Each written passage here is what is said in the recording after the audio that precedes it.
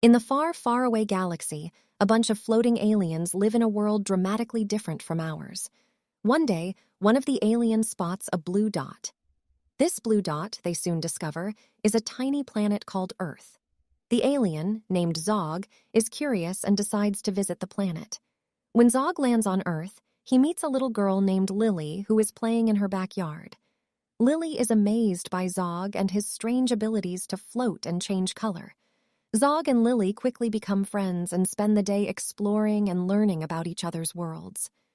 Lilly shows Zog all of the wonders of Earth, from the trees and flowers to the sun and stars. In turn, Zog shows Lilly the incredible technology and floating cities of his world. They both realize that despite their differences, they have much in common and they form a special bond.